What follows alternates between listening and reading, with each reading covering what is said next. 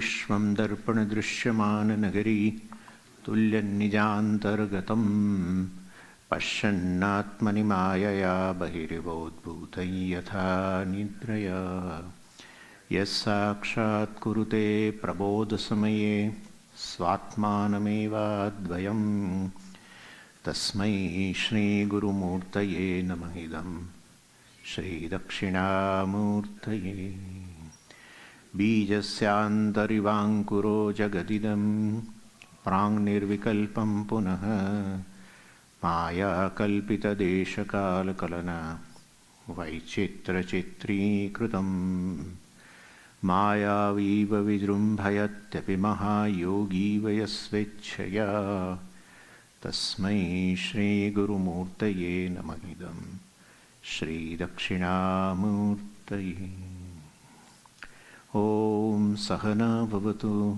Sahanau Bhunaktu Sahaviryankaravavahai Tejasvinavadhitamastu ma vidvishavahai Om Shanti Shanti Shanti Sadashiva Samarambham Shankaracharya Madhyamam Asmadacharya Paryantam Bande Guru Paramparam.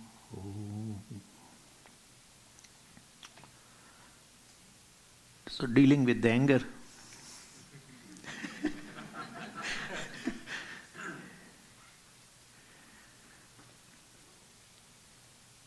In dealing with the anger, healing the anger also is there.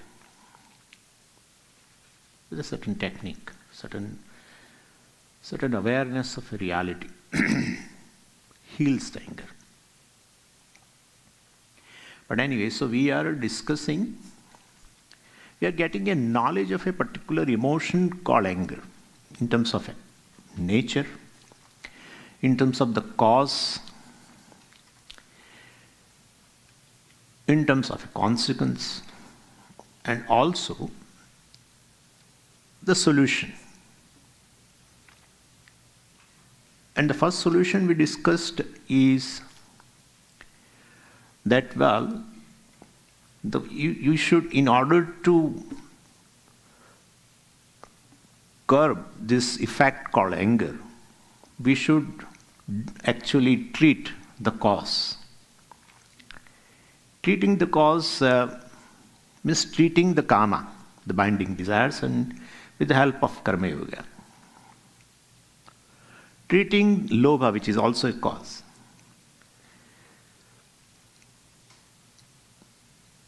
The best antidote for greed is dhanam, actually. I didn't discuss that. Giving.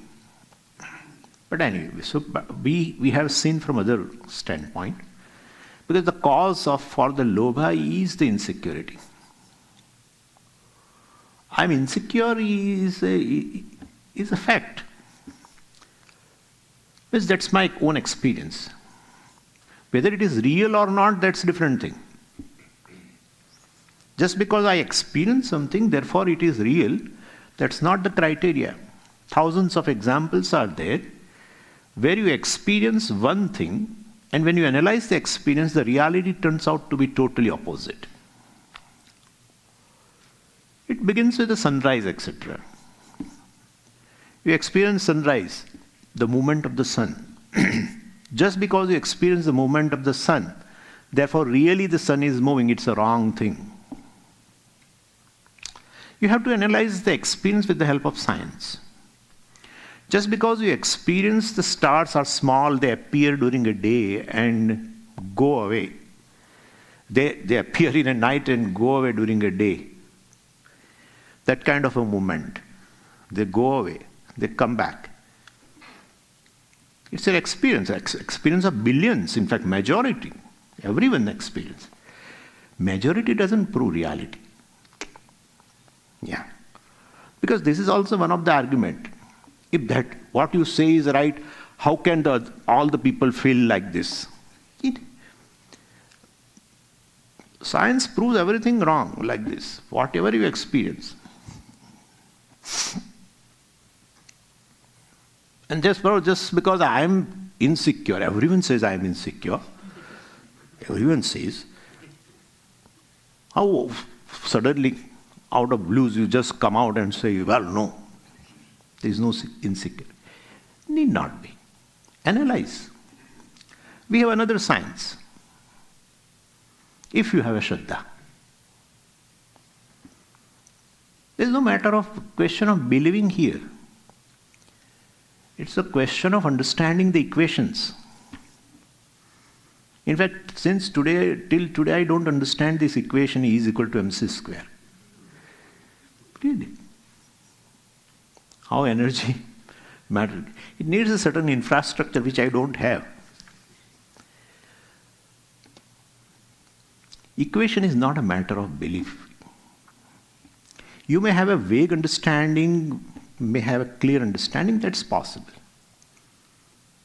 Same way here, it's all equation. Everything is equation here, honestly. And therefore, I am insecure. One has to really analyze this experience of insecurity centered on I, whether it is true or not. Also, one has to analyze, taking this as I am insecure as a real, and then let's go into the world and acquire all the so-called securities. No securities of the world can make you secure, because they themselves are insecure. Insecure plus insecure will be insecure, double insecure. The whole world is on the carpet of space and time. How it is going to give you security? Itself is lying on something else. You feel secure, that's a different thing. Centered on you are not secure. Feeling secure with the crutches, the person who has injury, is one thing. If he is really secure, take away the crutches. If he has really become secure, take away the crutches, which would be the case after some time. Not at that point. After some time, he says, take away. In fact, he asks all the time to the doctor. He wants to get rid of this. So feeling secure just because so-called securities I have is really not secure, centered on I. And therefore the greed which is born of the sense of insecurity and wants to grab more and more, wants to hold on to something which I already have, thinking that, well, if I hold on to them, I will be secure. It's a wrong notion. You have to gain security, that's a natural desire, it must have a solution. It's not a cultivated desire.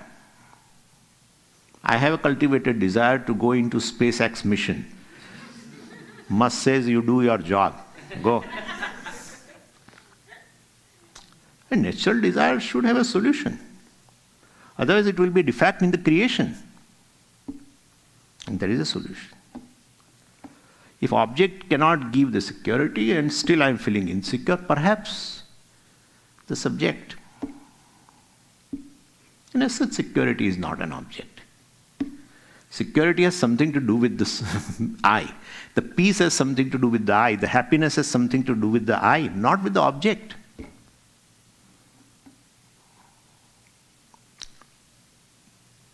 It's a matter of understanding rather than acquiring something here. All these notions are born of confusions, which Vedanta resolves. Anyway, so dealing the causes, treating the causes, different causes from this side or this side, samdamsha. You can definitely treat the anger. So this is one thing. There are other things in Shastra, very beautiful.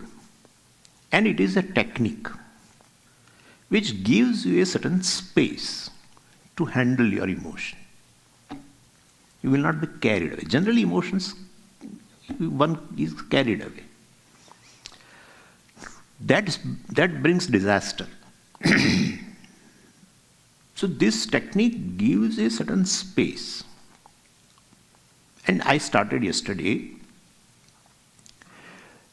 that, well, the job of the mind is continuously generating the thoughts in a waking state, dream state, etc. And these thinking thoughts are of two types. One is a will-based. You plan something to think over, and it's a conscious thinking, will-based thinking. And other thinking is a unconscious thinking, mechanical thinking. Mechanical thinking. So if we don't have any planned thinking, will-based thinking, mind will has to generate thoughts, and so it goes to mechanical mode. Even in our conscious thinking also, it goes. Whenever I plan to think about something, and if my mind remains with me, this technique is not necessary. The technique is necessary because from mind goes from the conscious mode to mechanical mode. Yeah. In fact, it is said that whenever you want a help of a mind for thinking, it should be there. Rest of the time you should allow. Don't try to make the mind thoughtless. It is meant to think, so it will think. This is called resolution of the mind. Shamaha. When you want its help available, rest of the time let it move around. But our problem is that from conscious mode goes to mechanical mode and doesn't come to my help. And when it goes to mechanical mode, it generally has an influence, those thoughts in a mechanical mode has an influence from two factors. One is your emotional condition. Yeah. And the second is unconscious. This unconscious, Swamiji, you are a Vedantin, why should you talk about unconscious? It's a psychology. No. We have talked. In fact, in Mandukya Karika, Acharya has mentioned, Gaudapada Acharya-ji. We call it as a kashaya. Kashaya is nothing but this unconscious. So your thoughts are influenced by these two. Your emotional conditions, raga, dvesha, etc., are unconscious. You are sitting and suddenly a sense of loneliness comes. Right? It happens. You are sitting and out of nowhere, suddenly person gets fear. Person starts crying also. He doesn't find a cause. That's unconscious. All unresolved emotions basically of the childhood. When these things manifest, we call it as a frozen child which has now come out. Unresolved emotions of first 4.5 years manifest later in a conducive situation. So, either of that ultimately, when you don't have a will-based thinking, then definitely all the thoughts are influenced by that. And it invariably leads, this thinking mode of this mind, leads to emotional disturbance.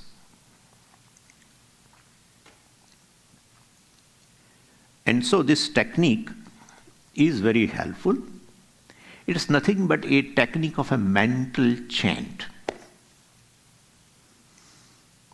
Mental chanting is meditation. Chanting verbally.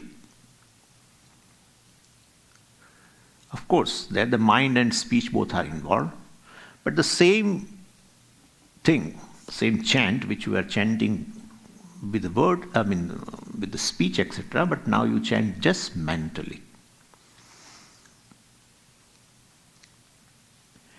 And the nature of mind, as I discussed, that it moves from object to object to object to object with a certain rhyme.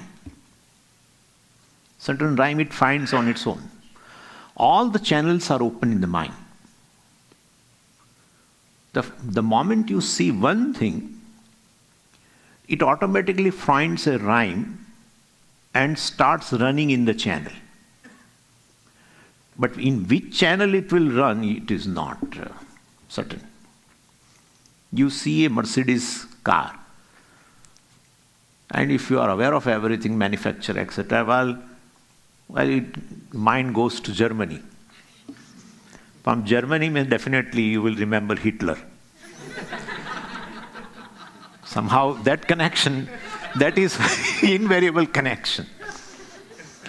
Hitler to Holocaust. Holocaust to down nature right now going on. I don't want to name anything. Particular prime minister of a country is equated with that. I don't want to name, it's not fair. A lot of massacre, etc. From there to Hezbollah, Hezbollah to Iran, Iran to... And do you think you're smiling with this thinking?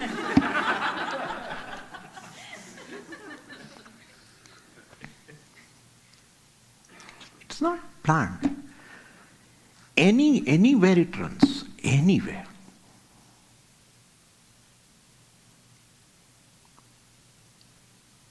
Honda, or Puja Swami's example.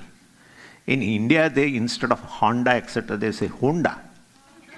Honda to Bonda. A fried thing, fried namkeen.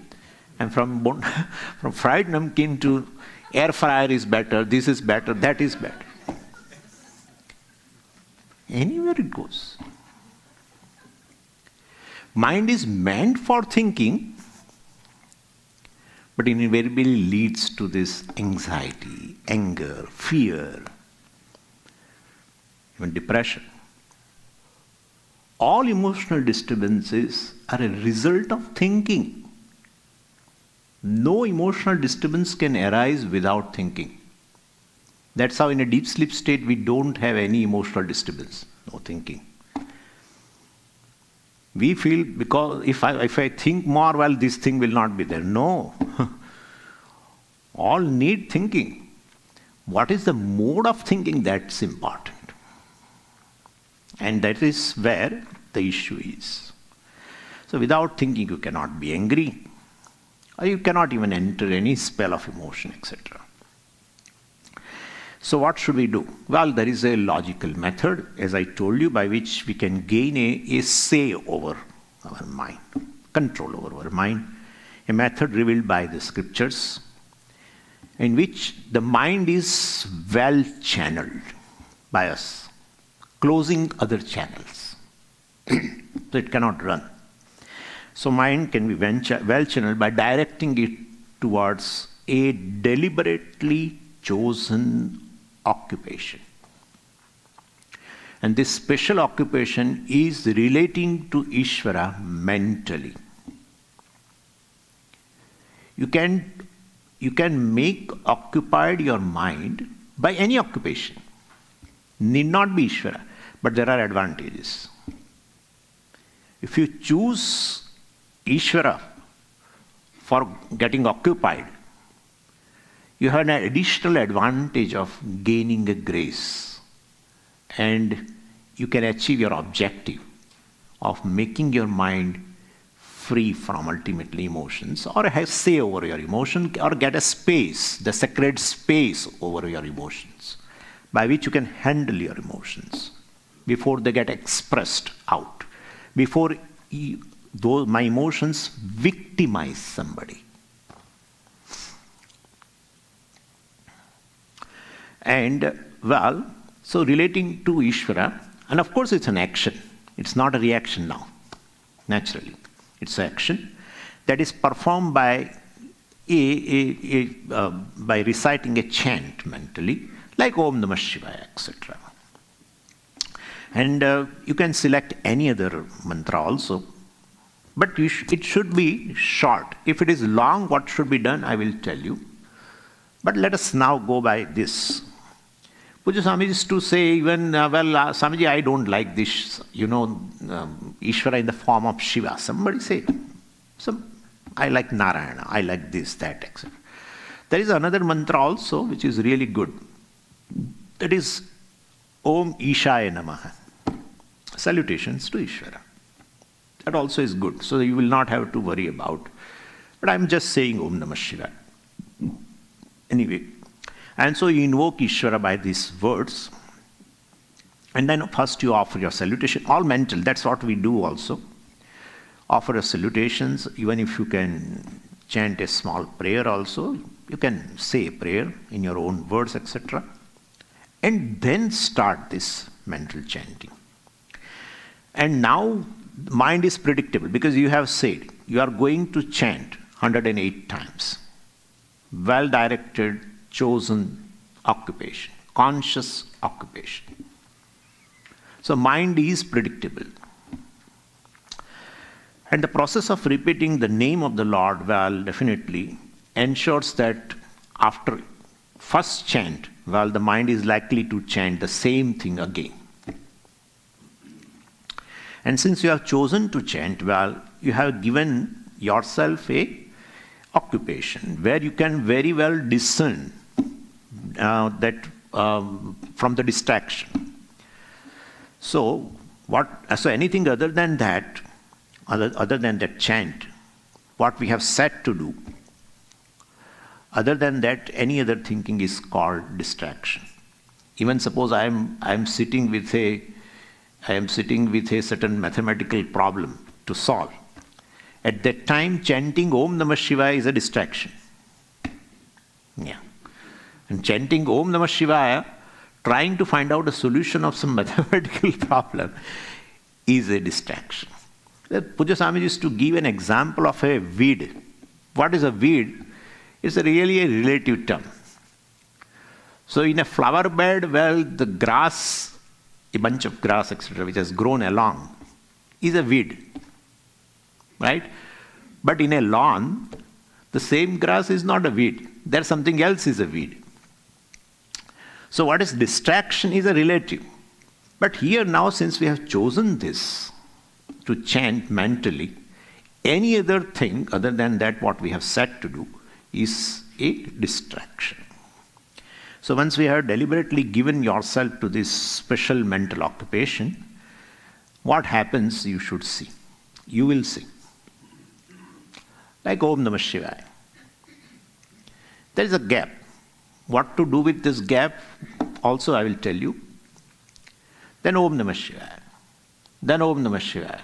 Then Om Namah Shivaya. Om Namah Shivaya. Om Namah Shivaya.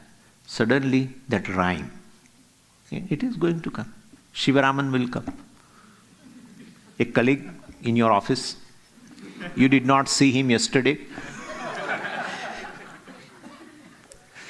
Why did not he come? Yeah, he was telling day before yesterday that his wife is sick. Perhaps he might have taken a leave for that.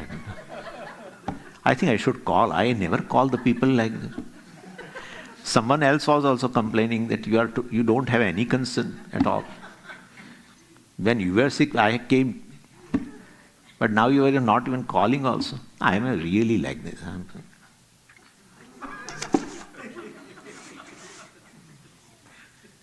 But since it is a well-channeled, chosen occupation, you detect this as a distraction which you were not doing.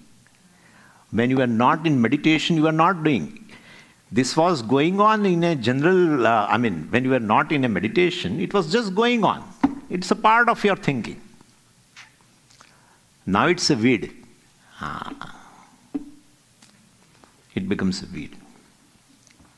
Anyway, so this is an intelligent way of having a say over our thinking. One definitely trains oneself. And that is why even children were initiated, in those days, at early age, for this chanting mantras, etc. So what a culture we had. You can think. Well, we become proud of this. So anything other than what you want to do becomes a distraction, and each time the mind wanders. Actually, before you sit in meditation and start, there is always you give auto-suggestion, which really works. And that auto-suggestion is, oh mind, whenever you move away from this chant, I will bring you back. And so as the mind definitely is going to move away, a red light appears. Yeah. So mind will go, but at the same time an alert also will appear. And so each time mind wanders, we will bring it back. Yato yato nischarati. Bhagavan also said, Yato yato nischarati tatastato niyamyaitat atmani eva vasham nayet. So from wherever the mind moves, you bring it back. Initially you may have a difficulty and you will complain also that Swamiji, naturally, I am not able to bring the mind back. But when you persist with the practice, etc., it becomes easier. Practice this accounts for this kind of a capacity to bring the mind back immediately over a period of time. So when we bring the mind back, we discover now a space within ourselves to examine these types of thinking that we engage in at different times in our lives. So we can pick and choose these patterns of thought now consciously. So from this practice, this technique will bring your mind from mechanical mode to conscious mode more often than not. And so gradually mind becomes under control. Means you have a say over your thinking. So this meditation will give you the space to look at your own emotions and your ways of thinking. So that way you have a space over your anger before it. Otherwise I was not aware of. Anger just happens. But now you are aware of that. So this is one solution. Now, few things in this meditation is a gap between two chants, successive chants. I am committed to chanting is one. That's fine. But generally, in that gap between the two successive chants, a distraction happens. That time mind runs, moves away. So if you become a conscious of that gap, whenever you become conscious of mind as though stops thinking. So when you become a conscious of that gap, mind will not move away, it will remain with you. Again you chant. Again gap will come, right? You become conscious. So thereby you avoid your mind to run away from distractions, towards distraction, etc. So this is a thing. So give a occupation to your mind, well chosen, well directed, well channeled occupation, where there is a predictability. The first thought is of Om Namah Shivaya, the second thought is of Om Namah Shivaya. In between the gap also you are conscious of. So any distraction happens, you can detect it also. Distraction itself will not happen because you are conscious of the gap. And that by this technique really helps you to convert your mind from the mechanical mode to this, which is generally responsible for all this emotional outburst, etc. And Swamiji, but that works. Before that, well, what should we do? As I told you, and that's a technique given by Pujya Swamiji, and it is a auto-suggestion. Till you gain a certain mastery through this technique, this auto-suggestion, we employ all this technique in our day-to-day activity also. Like you set your alarm to get up early in the morning to catch a flight, etc. You want to get up at 3 o'clock, 4 o'clock. Before alarm rings, perhaps you get up, Yeah, that happens. So therefore, we can take help of this technique. So this human mind has this amazing capacity to accept a suggestion and bring it to the fruition at a right time. And therefore, you should say in the morning, before you come out of the bed, that I will not get angry today. I will not get angry henceforth is a dangerous thing. Will bring more anger. Really. Henceforth, people decide on a New Year day or something, some auspicious day, or the 1st of January, etc., any time. Henceforth. That day never comes. In fact, you get angry over your anger. And it's a practical thing that, suppose I lived for 50, 60 years. How did I live? A day by day. It's a fact. One has lived day by day. So, one day at a time. That's a good thing. So, I will not get angry today. That's it. Say in the morning. It's a suggestion given by you to your mind. Like that suggestion of alarm. And during a day, perhaps you are going, also sometime, that a certain situation you are going to face in which there will be anger. Certain people like arguments kind of thing. And today there happens to be, suppose, a Gita Vichara group session. And you have decided, you are going to reply to the particular person about a particular point of Bhagavad Gita, etc. And that's going to be heated discussion and all.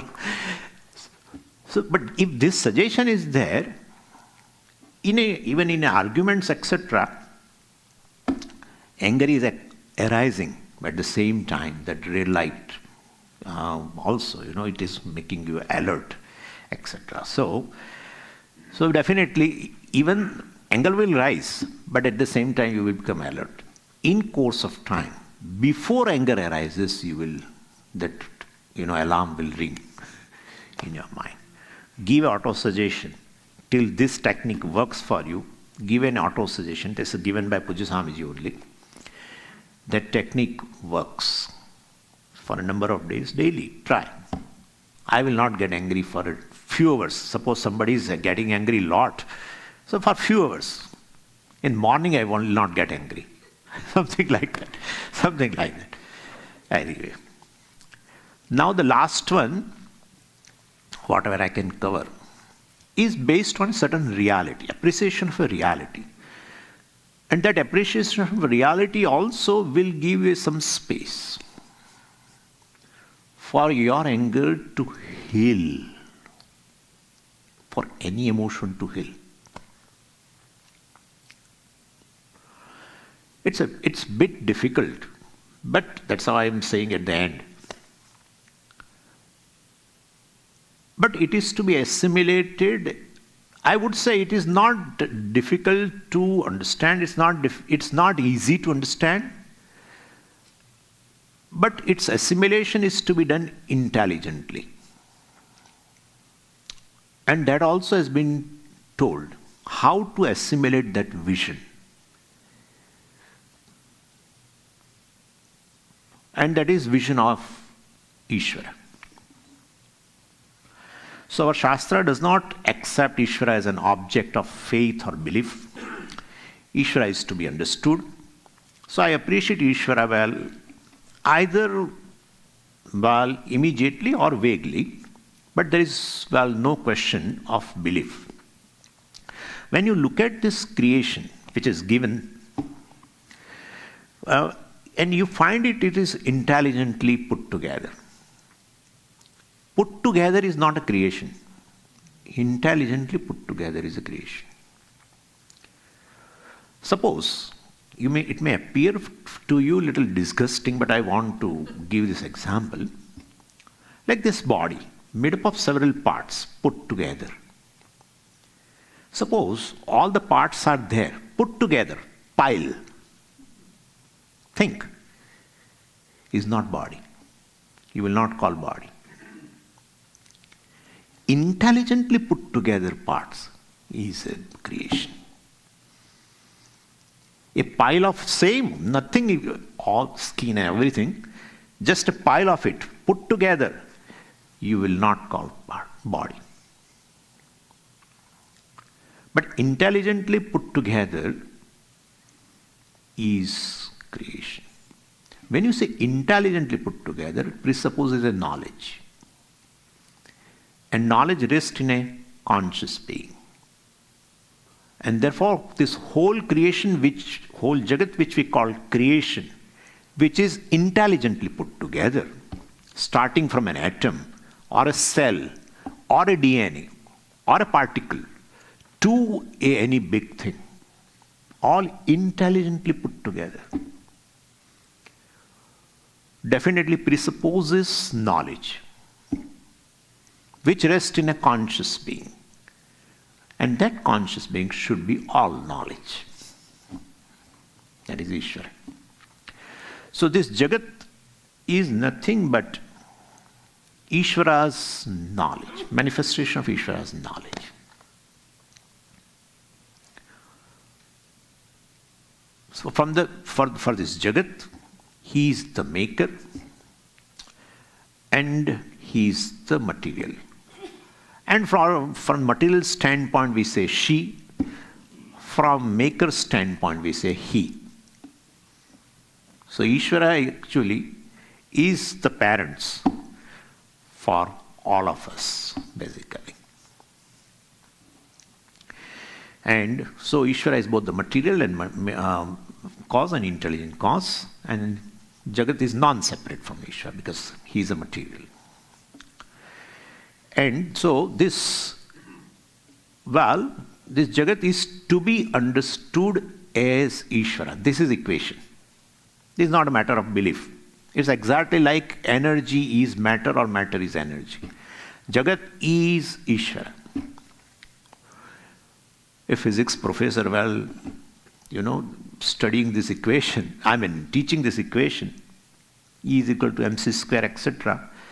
A student of physics, MSc student, suppose if he doesn't understand this equation, he can't tell to the professor of physics that, I don't understand this equation, but I believe you.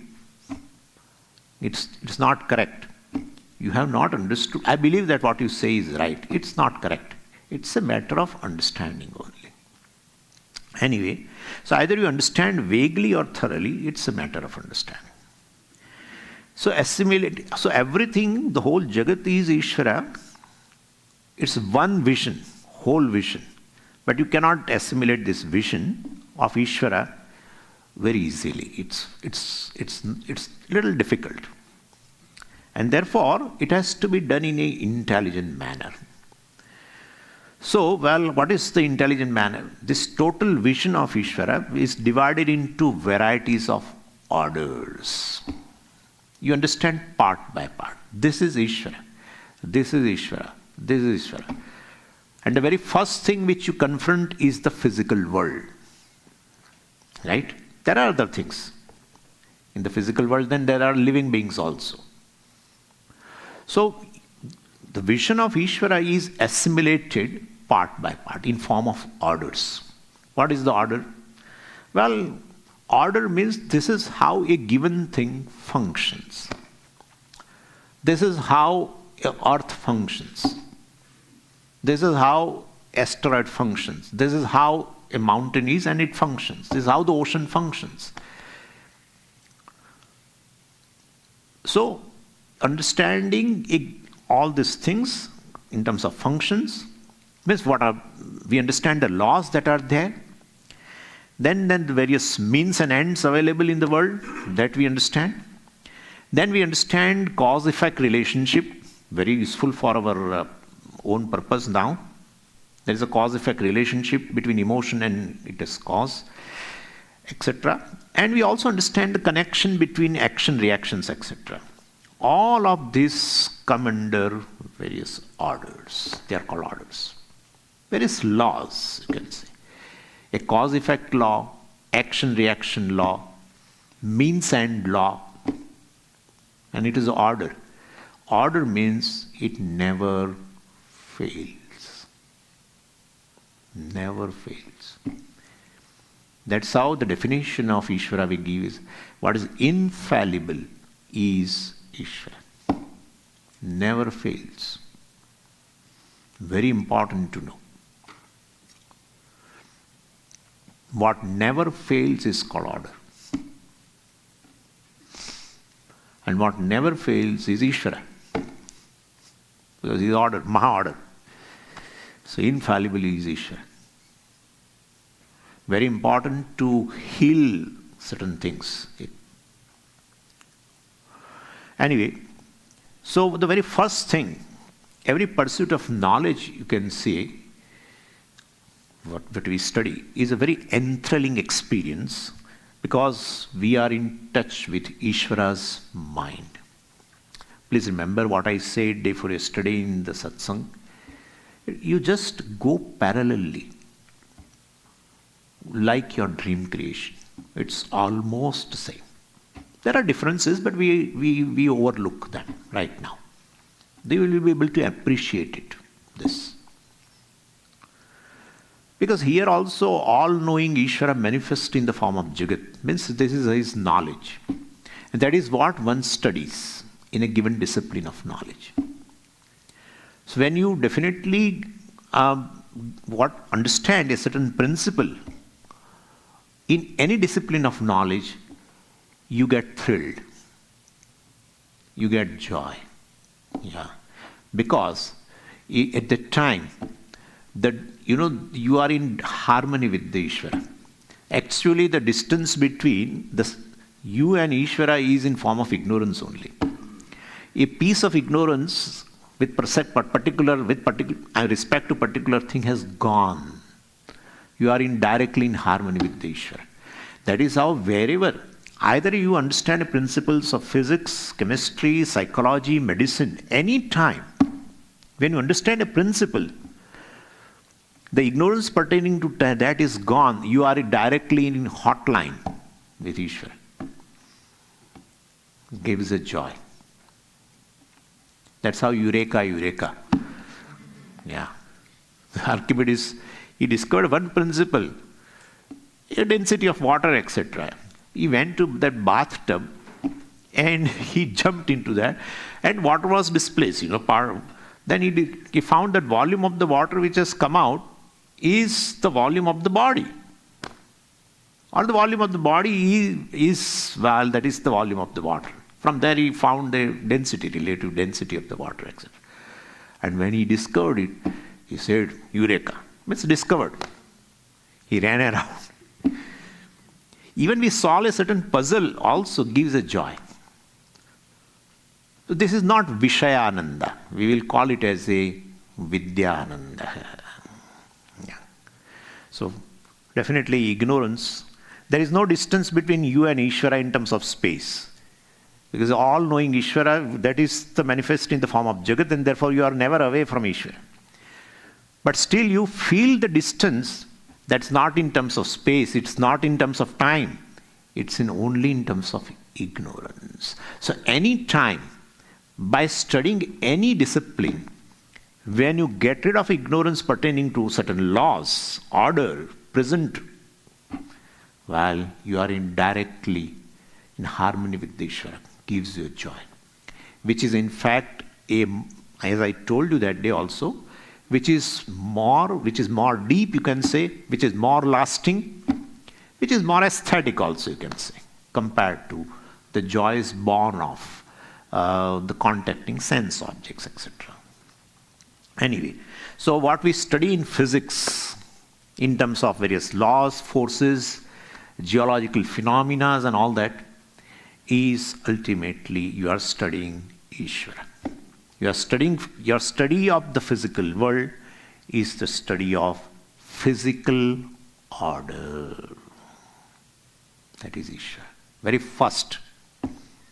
A part of, the total vision of Ishwara is assimilated partly in form of one order. That's how only it can be done. If any Swamiji or anybody says, what is Ishwara? We are not able to assimilate it. We can assimilate it in form of various orders, which we sense. We sense gravitation, all of us. We sense gravitation. We may not be able to aware of, perhaps somebody may not be aware of the calling it as a gravitation, but you sense the law. So, and then, well, of course, beside these inert objects in the world, there are certain life forms. So on this planet or in other system, well, there are certain life forms which are born due to atmosphere, certain possibilities. All of them together form another order called biological order, the living beings. And life is not only on this planet, the scientists are discovering, very hopeful also. So first they try to discover whether there is a water or not. Because life emerges from water, it is proven here all, like that. So they have found out water on Mars, etc. And so they are hopeful of setting up another colonies there and living there and all kinds of things. Anyway, so means the life can be anywhere else. And the scientists, the biologists will study from the laws which are there here. From that standpoint only they will study that. And whether the possibility of life is there or not. They are sure. What is here will be there. Shastra also says the same thing. Yatha iha tatha mutra. So, somehow our rishis also were aware of it. Anyway, so all these life forms are within the same biological order. Unicellular, multicellular, all. Trees and plants also, we can include in that. We call it botany actually, but it's a plant biology only. Then there is a physiological order. As I say, you can understand that this person, this individual conscious being is already pervaded by the physical body, physical order. Pervaded by a living being, pervaded by biological order. Ishwara is not away from me. Only I have to be aware of that. The third is a physiological order, which is a prana, which is a source of energy for all the activities. And so from a ant onwards to any other living being that exists in the universe has a prana. And we call the functions of the prana, including what governs health, ill health, etc., as a physiological order. And that physiological order covering every plant tree that photosynthesizes, prepares food for us, is a plant physiology we call. But because of this existence of physiological order, the scientists are working for certain medicines, etc. And they first try on the rat. What works on rat will work on the human being, they say like that. It's not a good image of ourselves, and even to be sure of, they try on then guinea pigs and monkeys also. And once it works on monkey, they are sure it definitely will work on a human being. Amazing. So they can jump from a rat to a human being because the same law applies there. And that's how in Shastra they have used one particular word for such a manifestation. Physiological manifestation of Ishvara is called Sutratma. Hiranyagarbha Sutratma. Samashti Prana. What applies here to the rat can be applied to the human being. Means same law. Means a living being is different. It's like a bead. But what passes through all the beads, that thread, is this prana. That's how it's called Sutratma. Sutra means a thread, passes through all the beads. Anyway, so prana is there in every living organism, as long as it is alive. And this physiological order is a manifestation of Ishwara. That's how the greatest physician is Ishwara. Vaidyo Narayano Harihi. Narayana is called a Vaidya because he is the greatest physician. Now very critical order, that is psychological order. And all the animals also have a certain psychology. A dog has a certain fidelity. So all animals have their own psychology. Each member of a species behaves in a certain manner, more or less. More or less, why we say there is no disorder there. We are studying. Once you study, any disorder is also available for your understanding. And once you understand it, you put it in the order. Could you follow what I'm saying? So, well, definitely there is a psychological order. That's why one can tame a lion. I saw one video of the Pakistani person has tamed lions, 3 lions and 2, I think, tigers. Totally. Like a pets, your pets. Anyway, so you can tame a lion, elephant or any wild animal. Even a mighty animal you can tame because you understand their psychology. Yeah. And you can, if you tame one elephant, there is a possibility you can tame another also. You can tame the third also because you know. Well, same laws, psychological laws govern. Now come to the human being. We are anxious. We have anger. We have fear. All these are not without causes. There is a cause-effect relationship, order, infallible order. 5,000 years ago, Bhagavan told that the kama gives rise to anger. The lobha gives rise to anger. It's true today. It's true with respect to me. It's true with respect to you. True with respect to you. Cause-effect relation. Infallible order. Anger has a cause. That cause-effect relationship no human being has created. It is there. Manifestation of Ishwara. It's a gate. We are opening a gate for healing now. I consider myself responsible for the anger. That's a disaster. In appreciation of something which is total, you look the same emotion with a different angle now. So, when somebody is angry, well, we cannot ask that person to be angry naturally, not to be angry, etc. That's how this advice never works. If you tell somebody, don't be angry, don't be angry. In fact, he gets more angry. Because it's not in his hand. It's not an action actually for which he is a responsible. We have seen already it's a reaction. It just happens. You are responsible for your action. You are not responsible for the reaction because it just happens. Not responsible means, Swamiji, I can get angry and now, I will not consider myself as responsible. I'm not saying in that sense. It just happens without your consent. I'm saying in that sense.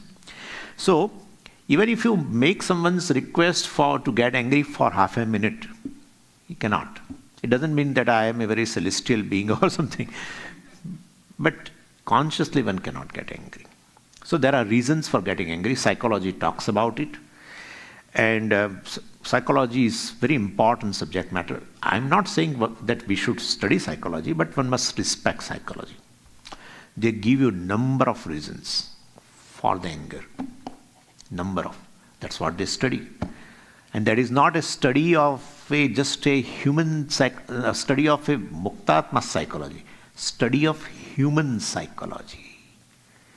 It's an order pervading every human being. And that is Ishwara. Anyway, so one must respect psychology. One must respect emotions, in fact. Because emotions make a human being. No matter how great a person may be, one can make one's life only according to what his, her emotions. One who responds in the world, one who relates in the world is an emotional being. And therefore, one may be a great scientist, but emotionally one may be unstable. That's how we say also. Swamiji, this person is a great scientist, but he is very unhappy. His life is, we say. So ultimately what counts is, Puja Swamiji also was talking about emotional maturity, etc. That counts. So, for emotional instability, maturity, there are reasons, which human psychology, etc., or psychology studies, a cause-effect relationship. And also a person is definitely conditioned by his emotional condition plus his core personality, etc. From birth onwards, I talked to you up to 5 years, 4.5 years. So where the core person is formed, and that alone is, all our behaviors generally stem from that. And that's how a person has varieties of the problems, fear, anger, depression, loneliness. Sense of loneliness also has a root there. Without any cause, person feels suddenly lonely. People are around, still. Anyway, so in this controls throughout the life, a person. We call it as a kashaya. So psychological order. It also includes memory. Memory. Without memory, there is no psychology. So all responses are naturally memory based, and so psychological order. So every human being is within this order, and everybody's behavior also is within the order. So I am in order.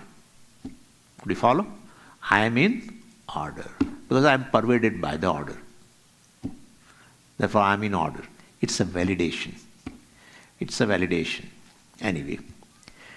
So this is there, and the lastly, other orders are there. I don't talk about it. But one order that is called cognitive order, by which you understand something as, understand it as a reasonable, unreasonable, logical, illogical.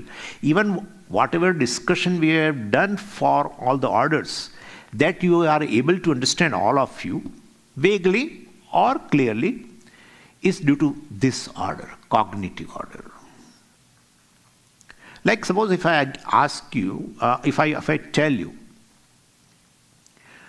that, well, human being is one which has 2 legs. From there, suppose you make a conclusion that any 2-legged being is a human being. Swami, you are not right. This is due to that order. Any 2-legged being is not a human being. Most of the birds are 2-legged. So you say, Swami, this is not reasonable. How do you say? All of you can say like that because of this cognitive order. Anyway, so it is just one total order, in fact. You are pervaded by the physical order. You are pervaded, your physical body.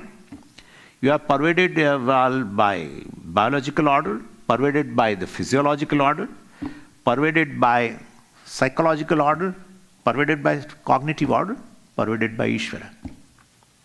Pervaded by Ishwara. So if a person definitely has suppose I have a stomach pain, then I was referred to a hospital attached to some medical college, etc. And then there are various departments there, Department of Physiology and Department of Anatomy and Department of Neurology and Department of this. Now the same person is sent in various departments for the examination. For the 1 week he went to various departments in the given campus. And after 1 week his problem of this stomach pain was resolved because it was due to some lack of exercise only. So my point is, even departments are away, but one who goes to all the department is one and the same person because all the orders are here.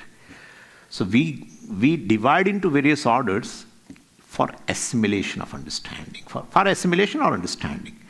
It's one order, Maha-order, Ishvara. You are pervaded by Ishvara.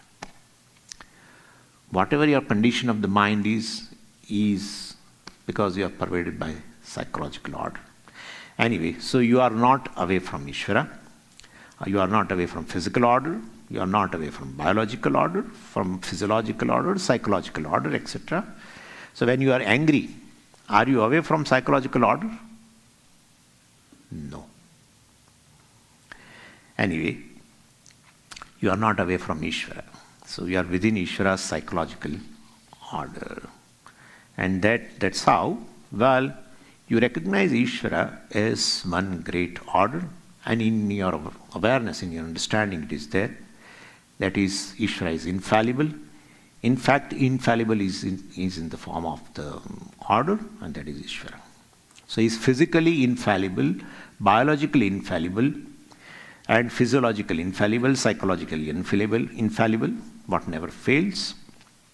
And so in my awareness, the Ishvara, which is parents, both father and mother, well, I have settled accounts now with my own parents. As a child, I was totally helpless. And in order to survive, I have to put a total trust. In fact, total helplessness is compensated by the total trust in the parents. But all the time, my trust was eroded because they are limited. And therefore, this child goes on discovering that his trust is violated. So the whole life actually therefore becomes a search for infallible, which never fails, on which I can trust totally. Anyway, so ultimately, in your awareness, when you understand Ishvara like this, you find you are in order. Pervaded by Ishvara, who is order, you feel you are in order. And therefore, when there is a anger, now last. So when there is a anger, you welcome anger. How? Manifestation of Ishvara. So when you welcome anger, you welcome Ishvara, because you go one step backward. Anger arises, but you go one step backward. Anger is the immediate response, not conscious response, unconscious, mechanical response. But then you go one step backward and you welcome the anger and make a two-step response now, which means you are welcoming Ishvara. And this is how Ishvara is. You say, when anger arises, what you say? This is how Ishvara is. This is how, if you are not able to say, this is how order is, psychological order is. This is how Ishvara is. That itself gives you a space. That itself gives you a space. So once I realize this with reference to my own response, I become a healer to myself. Otherwise, mechanical response is, well, as the anger arises, it goes out. Somebody becomes a victim of it. No. Here now in your appreciation, awareness of Ishvara, well, you welcome that emotion. You welcome emotion means you welcome Ishvara. That itself becomes, this response, this kind of a response, itself becomes a healer for yourself. So you consciously become a therapist of yourself. Actually, Ishvara becomes a therapist as such for me in the form of orders, because infallible is Ishvara. So you help yourself with this awareness that the infallible is Ishvara. In the eyes of Ishvara, you are totally validated. So you cannot be otherwise. Ishvara will always smile and say, well, this is how you would be according to the order that I am. And so it was expected. We say when anger arises, we say it is normal. It's not normal. It is expected. Right? There is a cause of it, and that cause-effect relationship, that law, infallible law is part of psychological order, Ishwara. So infallibility of this Ishwara gives you validation. So you have a space over your all emotions to deal with it. To basically it starts healing. Or even if you want to work on it, you can work because it is available. You have some space. You are not identified with your emotion. If you identify with your emotions, you are going to make victim outside. This is a little difficult kind of a thing, but could be assimilated in a long run with partially, intelligently in form of orders. Then, for your own emotion, you don't judge yourself based on your emotions because it is Ishwara. I thought I am angry, I am fearful, I am this. Now you won't say. That's called objectivity. You understand all your emotions, which is part of the world, as it is. When you understand an object as it is called objectivity. And as it is means it is Ishwara. Bringing Ishwara as the greatest therapist, well, you can work with your emotion. You can heal your emotions. Little difficult, but I thought, let me talk to you. It's all Ishwara. Puja Swamiji's vision only, but I thought to share with you. It may work in a long run because we have some more solutions and so. Okay? Om Purnamadav Purnamidam Purnat Purnamudachyate Purnasya Purnamadaya Purnamevavashishyate Om Shanti Shanti Shanti Harihi Om Shri Gurubhyo Namaha Harihi Om.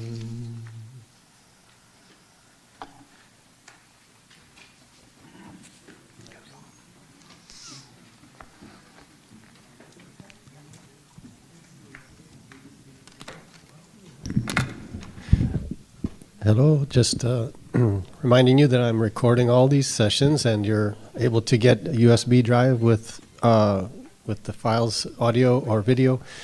If you place an order with me using this order form, I'm putting these on the table in the hallway and you can fill it out and give it to me or put it under the door and I'll get that ready by 1 o'clock. You can pick it up at the bookstore and pay there. You see the pricing on here. It's a la carte. You order what you want. Okay? Thank you.